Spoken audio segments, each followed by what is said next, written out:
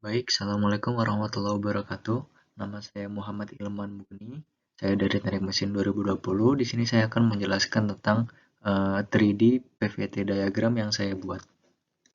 Nah, jadi ini adalah penampakan dari 3D modeling dari PVT diagram yang saya buat. Jadi maket ini saya buat menggunakan media plastician. Dan untuk daerah-daerahnya ini saya bedakan menjadi beberapa warna yang berbeda. Jadi di sini ada daerah solid, daerah liquid, vapor.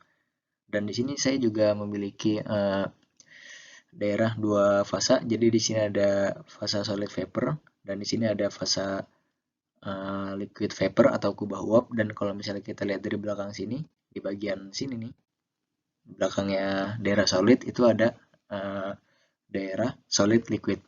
Dan di sini kita punya critical point,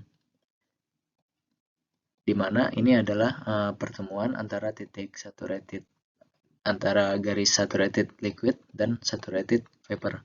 Dan di sini saya juga punya triple line. Jadi ini adalah kondisi di mana tiga fasa tersebut berada dalam kondisi equilibriumnya. Nah, dari 3D diagram tadi, kalau misalnya kita tinjau dari beberapa sudut pandang, maka kita akan mendapatkan diagram dua dimensi yang baru lagi. Jadi yang pertama di sini ada diagram PV atau pressure and volume diagram, di mana sifatnya adalah isotermik atau temperatur konstan. Nah, jadi untuk temperatur konstan ini bisa kita lihat nih di sini. Ini ada garis-garis lengkung. Nah, kalau misalnya kita lihat dari tiga dimensi ini juga bisa kita lihat nih garisnya. Ini adalah merepresentasikan temperatur konstan. Nah, jadi di sini ada triple line di mana kondisi ketiga fase tersebut berada dalam kondisi equilibriumnya. Di sini ada critical point. Kemudian di sumbu Y-nya ini adalah pressure, kemudian di sumbu X-nya adalah specific volume. Nah, jadi untuk diagram yang kedua adalah PT diagram. Nah, jadi untuk sumbunya di sini ada sumbu pressure, di sumbu Y, dan ini di sumbu Z ada temperatur. Nah, untuk PT diagram ini merupakan diagram yang pengaplikasiannya paling umum digunakan. Nah, jadi PT diagram ini paling sering digunakan untuk mengetahui behavior dari suatu zat atau suatu substansi.